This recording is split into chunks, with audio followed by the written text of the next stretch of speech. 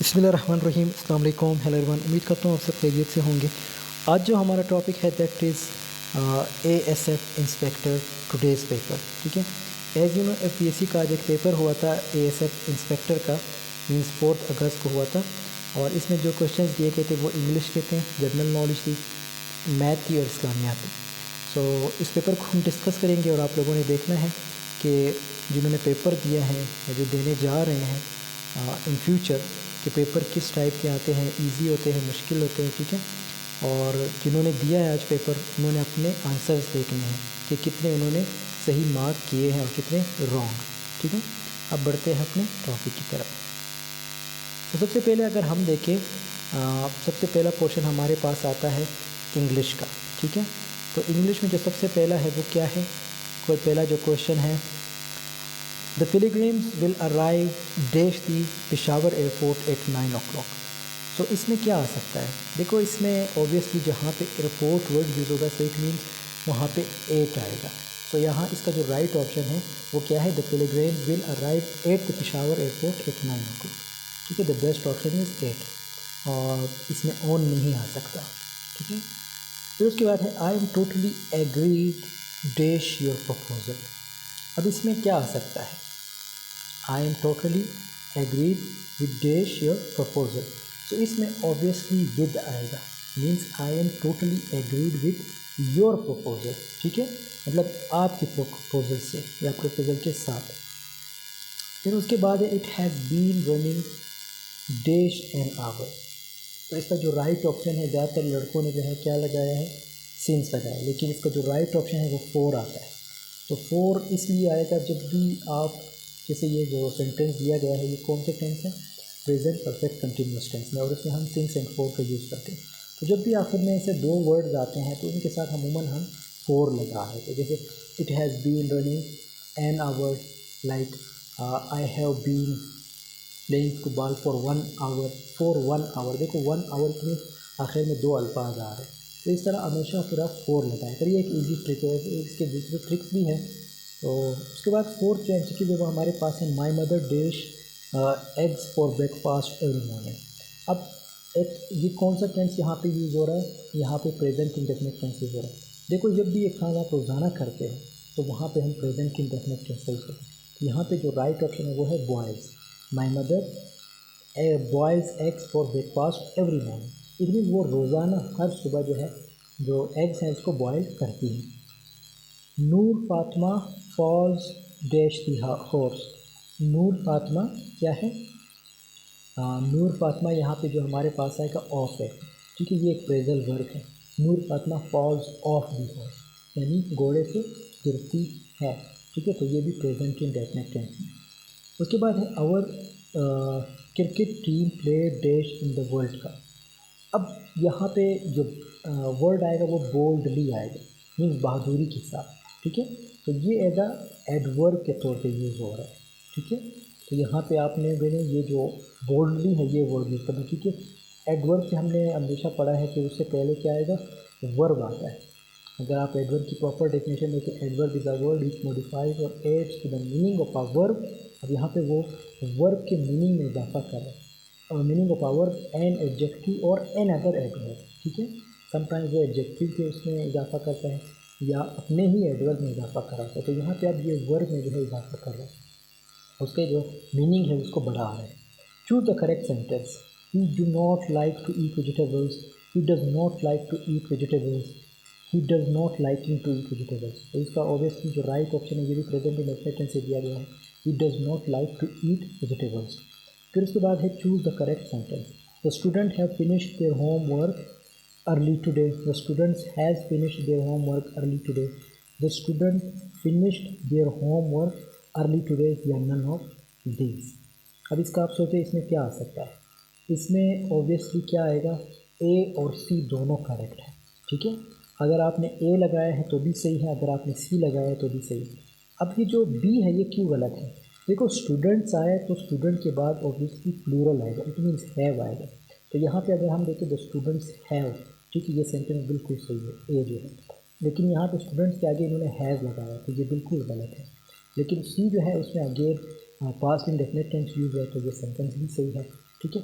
तो इन्होंने जो, अगर आप लोगों ने ए लगाया है या सी लगाया है तो it means you have done very good. उसके बाद है choose the correct sentence. Khalid is afraid of snacks, Khalid is afraid with from snacks, Khalid is afraid of snacks. अब इसका क्या आएगा, Khalid is afraid of snacks, ठीक है। ये डबल ऑफ नहीं आएगा बल्कि जो नीचे है ये आएगा, ठीक है। Khalid is afraid of snacks, ठीक है, ये सिर्फ सिंगल ऑफ आएगा। उसके बाद है choose the correct spelled word. अब ये जो स्पेल्ड वर्ड है वो उसमें कौन कौन से हैं, इसमें जो राइट ऑप्शन है ये आप लोग पढ़ लीजिएगा। इसमें जो राइट ऑप्शन है वो क्या है, नन ऑफ दीज है, ठीक है। क्योंकि सॉरी ये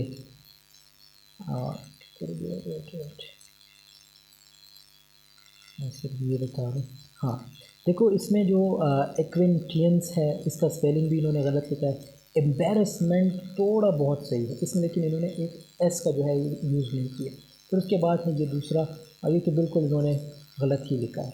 तो इसका जो राइट ऑप्शन है वो नन ऑफ दीज है।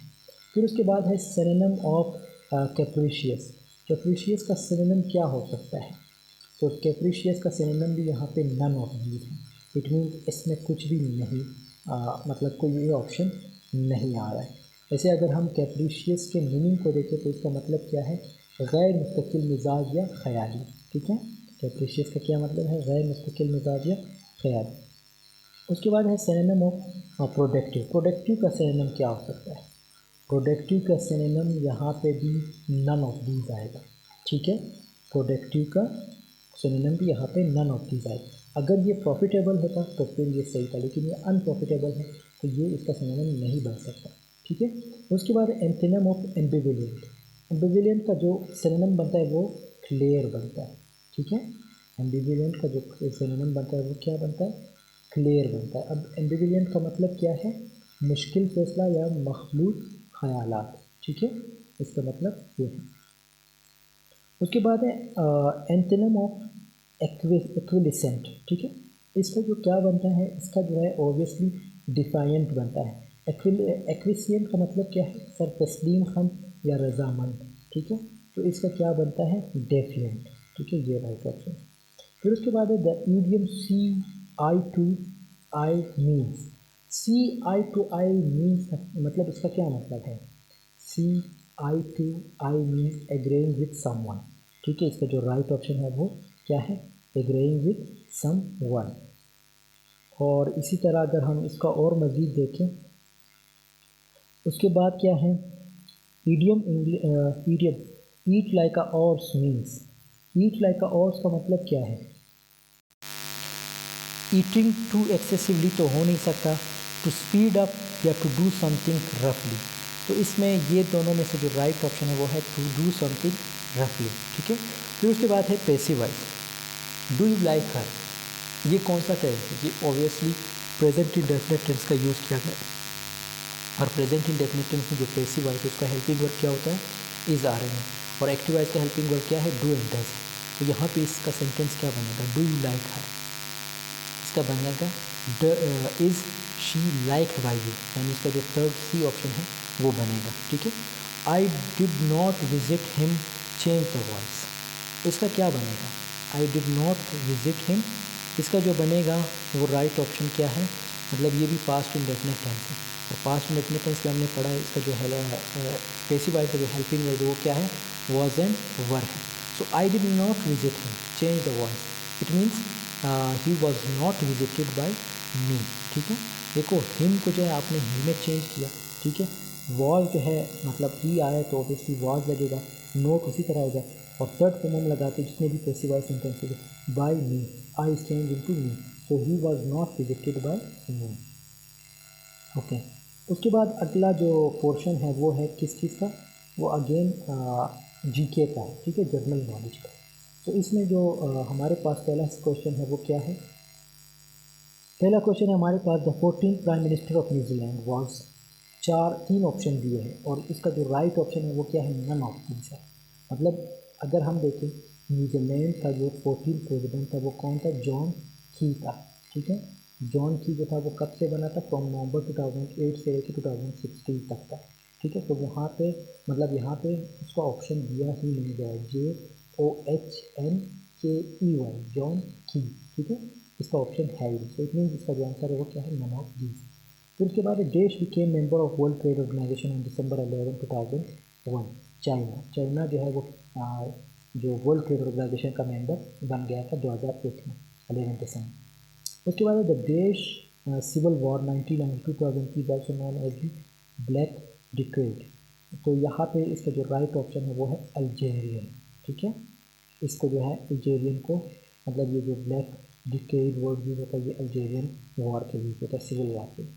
फिर उसके बाद the rose revolution occurred in, कहाँ पे हुआ था, इसका भी जो राइट ऑप्शन है वो है जॉर्जिया। ठीक है, 2003 में, नवंबर 2003।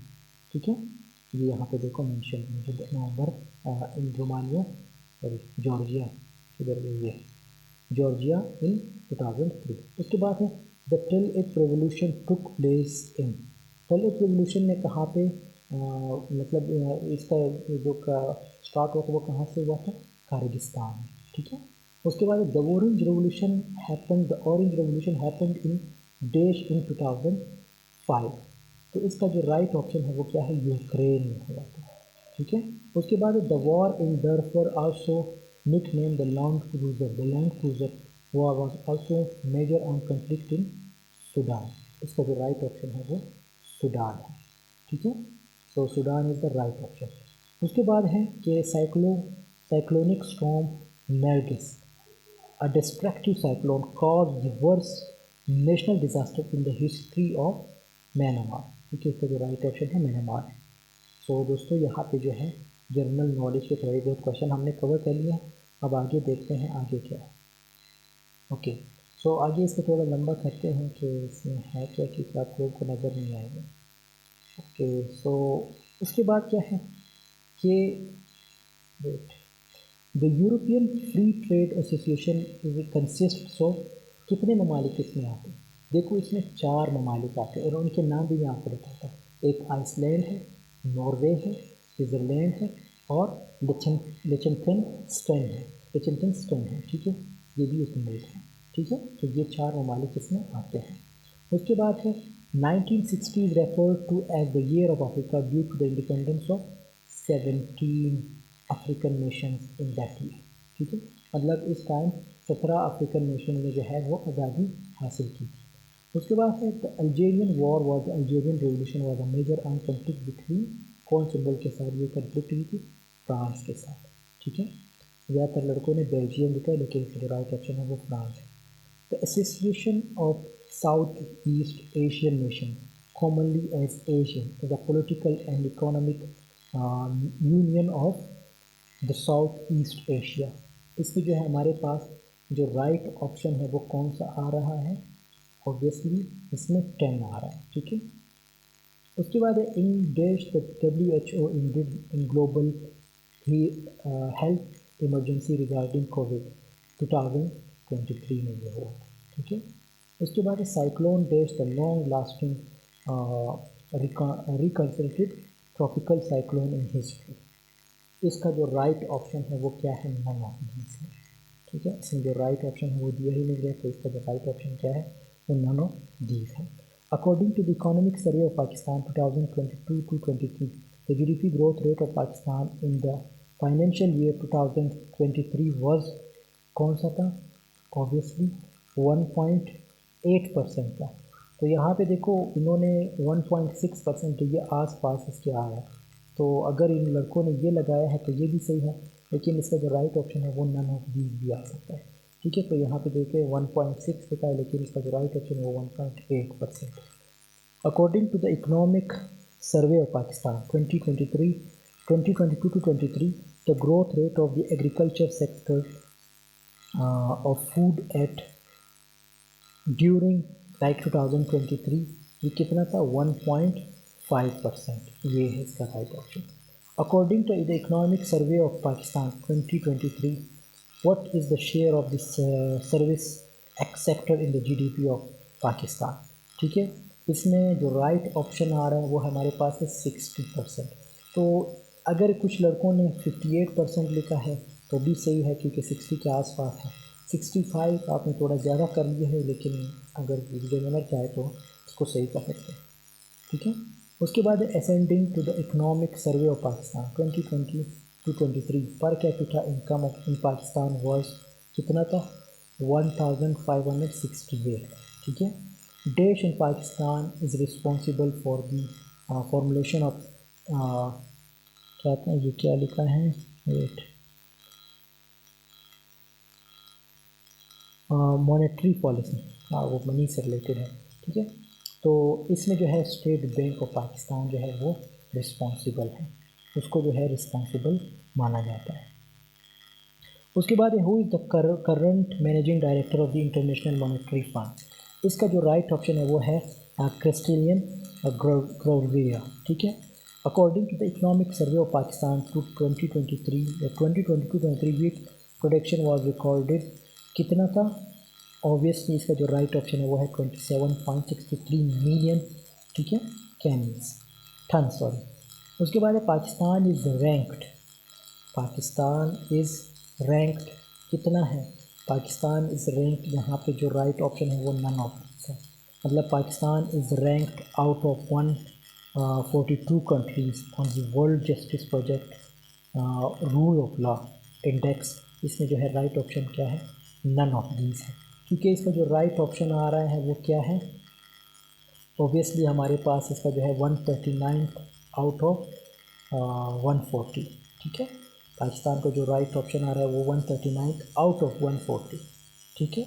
उसके आगे जो है एक और जो है चीज़ में डिस्कस हुई है कि पाकिस्तान इज़ रैंक्ड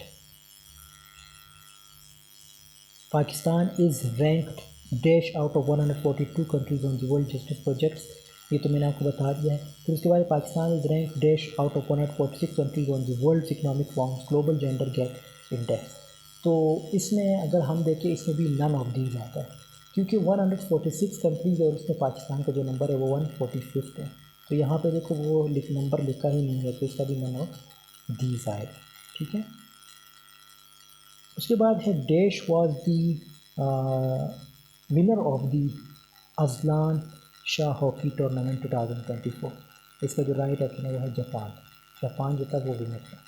अब थोड़ा इस्लामियात को डिस्कस करते हैं कि इस्लामियात में है क्या।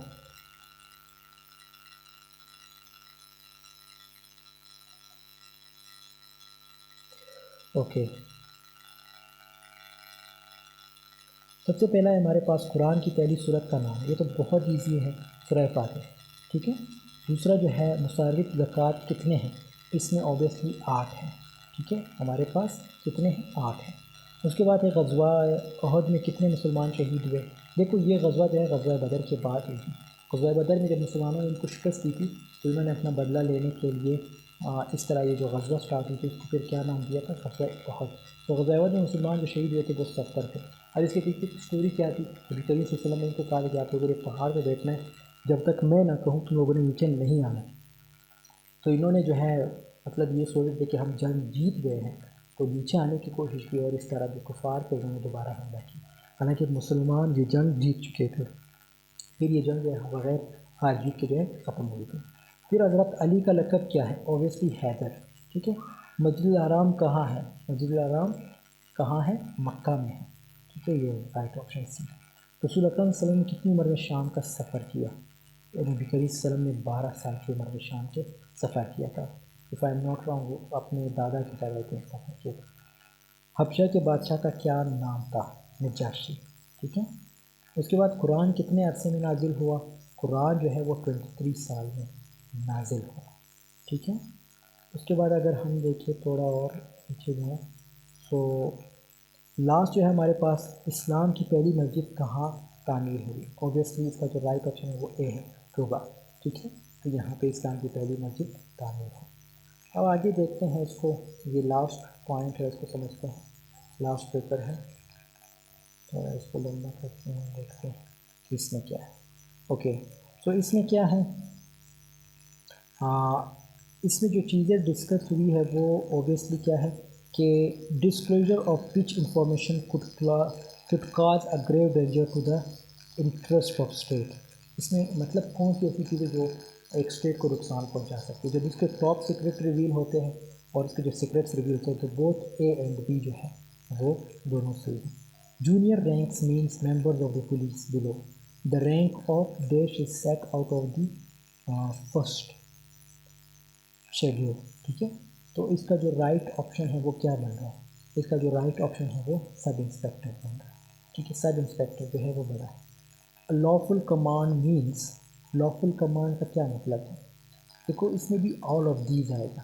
मतलब कोई आपको जब कमांड करता है तो ओबियसली वो रिटर्न फॉर्म में भी हो सकता है, लीगल ऑफिसर करता है। ठीक है, मतलब गवर्नमेंट का बंदा होगा, command given by superior officer, या जो आपने बड़े होगा अहदे में तो वो ओबियसली आपको कमांड कर देता है और आपने मानना होगा। साइबर लॉज इन पाकिस्तान इंक्लूड, अब ये बड़ा इंपॉर्टेंट है, इसमें जो राइट ऑप्शन है वो है इलेक्ट्रॉनिक साइबर क्राइम बिल 2007 में जो पास हुआ। प्लेस इंक्लूड्स, प्लेस मतलब एक ऐसी जगह जहाँ पे सब कुछ मतलब कोई भी रह सकता हो, इसमें जानवर सब चीज़ों की बात की गई है, कोई घर वगैरह सब की, तो इसमें जो है राइट ऑप्शन है ऑल ऑफ दिस। उसके बाद है economic social and cultural rights include, कौन कौन से राइट्स इंक्लूड है, इसमें भी बोथ ए एंड बी जो है वो राइट ऑप्शन है। फिर मेन कन्वेंशन ऑफ यूएनएचआर इंक्लूड, और यूएनएचआर का जो मेन फंक्शन है वो क्या है, वो भी ऑल ऑफ दीज है। ठीक है, इसका भी जो राइट ऑप्शन है वो ऑल ऑफ दीज है। उसके बाद है the money laundering act was passed in 2010, ये 2010 में पास हुआ था पाकिस्तान में। ठीक है, उसके बाद है whoever commits the offence money laundering shall be punishable with rigorous imprisonment for term which shall not be taken then dash years but which may extend to 7 years। तो इसमें राइट ऑप्शन जो है वो none of these है। ठीक है, मतलब direct आप 7 ईयर्स का जो है किसी को सज़ा देते हैं जब मनी लॉन्ड्रिंग की जाती है। NACTA was established under act of, ये कब इस्टेब्लिश की गई थी, 2013 में। Rule of free of LBI is applicable in criminal cases में। ठीक है, उसके बाद है schedule offences are provided in, इसका भी जो राइट ऑप्शन है वो नन ऑफ दीज है। ठीक है, एंटी टेररिज्म एक्ट जो 1997 first schedule deals with the, इसमें भी जो राइट ऑप्शन है वो नन ऑफ दीज है। ठीक है, सो इसका अगर हम देखें federal minister for law and justice होगा इसका राइट ऑप्शन, लेकिन यहाँ पे वो मेंशन है ही नहीं। ठीक है, उसके बाद है in a district they shall be the appointing authority for appointment of junior ranks. So इसमें जो राइट ऑप्शन है वो हेड ऑफ डिस्ट्रिक्ट पुलिस जो है वो इसको जो है सेलेक्ट कर सकते जूनियर रैंक वालों को। ठीक है, any police officer who is guilty of any wilful breach or neglect of any provisions of law or rule or regulation or order which he is bound to observe obey shall be punished with imprisonment of a term which may extend to, कितना है, इसमें भी जो right option है वो none of these है। ठीक है, fact finding inquiry report in is admissible in evidence, इसमें जो राइट ऑप्शन है वो है ऑल ऑफ दीज है। Before any authority, before a tribunal and before a court. तो दोस्तों यहाँ पे जो है हमारी वीडियो की एंडिंग होती है। ठीक है, ये भी अगेन वही चीज़ें दोबारा यहाँ पे मैंने लिखी है, ये पिछला स्लाइड था उसको दोबारा यहाँ पे मैंने पेस्ट किया है। तो ये थोड़ी बहुत राइटिंग शॉर्ट थी इसीलिए मैं मतलब ख़ुद मुझे समझ नहीं आ रहा कि ये क्या लिखा है। ठीक है, लेकिन ये सारी चीज़ें वही हैं, ईजी पेपर था, इतना मुश्किल नहीं था। बाकी बेस्ट ऑफ लक जिन्होंने पेपर दिया है, और कोई भी क्वेश्चन है तो आप कमेंट सेक्शन में पूछ सकते हैं, मुझसे व्हाट्सएप पर रब्ता कर सकते हैं 0309099708 ये मेरा नंबर है। और मिलता हूँ आपसे नेक्स्ट वीडियो, तब तक अल्लाह हाफ़िज़।